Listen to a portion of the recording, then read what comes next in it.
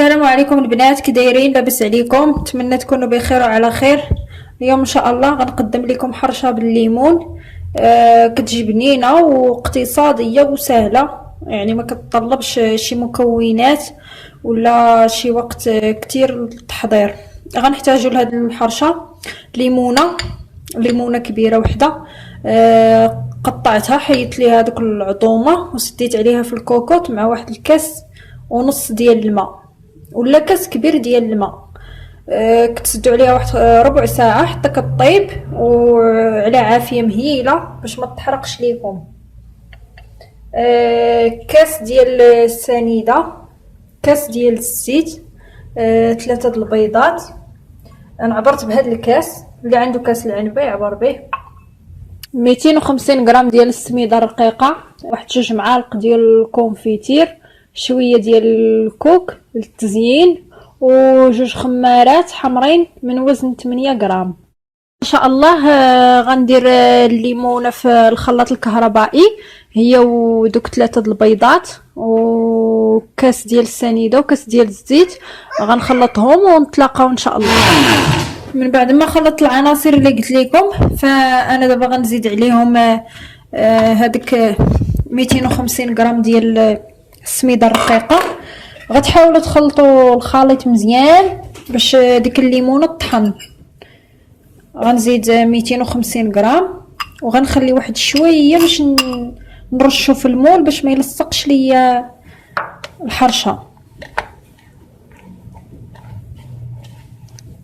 دابا غنزيد هذوك 2 خمارات من وزن 8 غرام، غنضيفهم بجوج وغنخلط.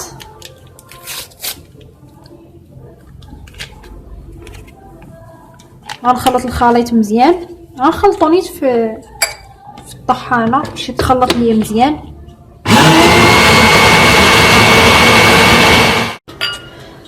دابا غادي ندهن المول بشويه ديال الزيت وغنرش فيه السميده الرقيقه باش ما يلصقش ليا الحرشه. عاد نكب الخليط وندخلو الفران.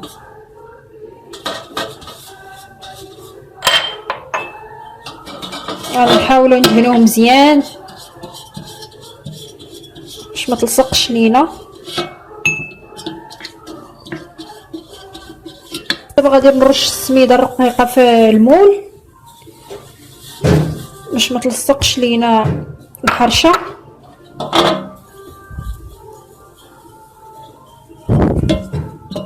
ولا ما بغيتوش دهنوه بالزيت تقدروا ديروا الزبده وترشوه بالسميده، ولا ديروا الزبده وترشوه بالطحين، ماشي مشكل.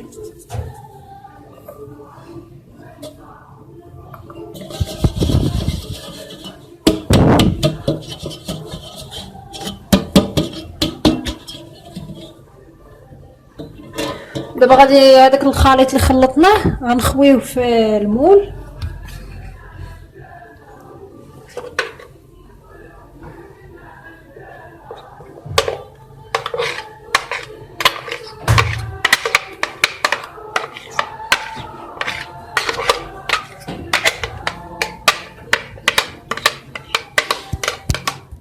من بعد ما خويت الخليط في المول، فانا غنحاول نقادو بحال هكا صافي وغندخلو الفران. غنديرو على عافيه مهيله، ما تكونش العافيه مجهده باش ما تحرقش لينا وباش تطلع على خاطرها.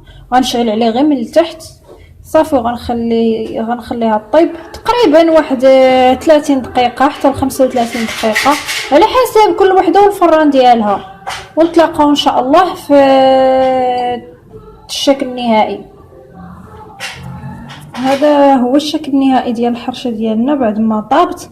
فانا غندير ليها سميتو الكونفيتير. انا هنايا درت ليها غير ديال الفريز، ما عنديش ديال الليمون ولا ديال المشماش، هذا اللي متوفر عندي. المهم نتوما الا متوفر عندكم ديال الليمون ولا ديال المشماش ديروه.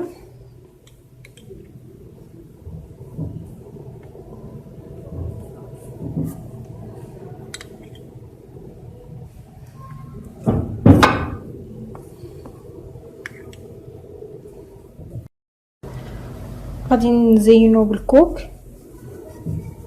تقدروا تزينوا باي حاجه عندكم، ماشي بالضروره الكوك.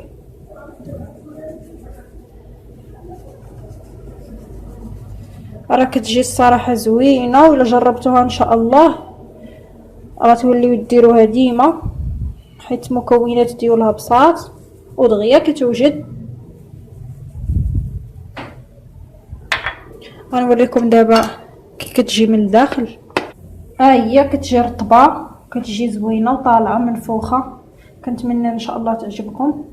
الى عجبكم الفيديو تابوناو في لاشين ديالي وديروا لايك وبارطاجيو، ونتلاقاو في فيديو اخر ان شاء الله مع وصفه اخرى.